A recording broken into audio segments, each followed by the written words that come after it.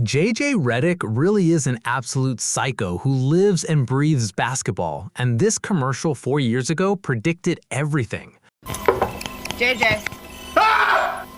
You okay? I'm great. How are you? It looks like you haven't slept in a week. I think I've got it. The pick and roll. It's the Pythagorean theorem in reverse. You're a genius. I know. On that commercial, he said, Fun story about that commercial, by the way. And then I start reading, and it's like, oh, I'm a lunatic. I went through three full coffee pots that day. So by the end of the shoot, I was just that, but it was really me, you know. That was not acting.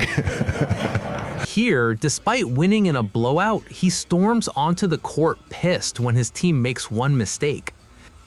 They get lazy. When I finish a game, the night we're very upset with the way they. JJ was pissed at the refs because of Şengün's lane violations. So they're going to get DeAndre Ayton on the foul. I love whatever is wrong with him. Here he even grabs the net after a no call. Kata stuck his entire, I can't jump that high, so he stuck his entire hand through the rim, not just grabbed the net, but like stuck it through the cylinder. So that's typically, you know, a goaltend. Not tonight, obviously. And here he fires back at the media who doubted the Lakers, who are now suddenly saying they have what it takes to win. But your team has what it takes to win. What is that it factor? I didn't know anybody said we had what it takes to win. And on how to close out a team in the playoffs, he said, You know, you have to kill. It's difficult to kill someone. You know, you've got to. Again, survival instinct says I want to stay alive, and so you've got to be able to kill them. And that's what's difficult.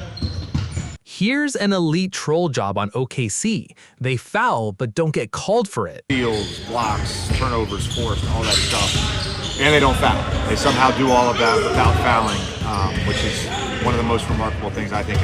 JJ says everyone in the Lakers locker room was making goat noises toward LeBron after the game. I don't know why, but the lights were off, and literally every single guy was going, ah, ah. I mean, you know, it speaks to his greatness. He's to me, he's had the greatest career of any NBA player.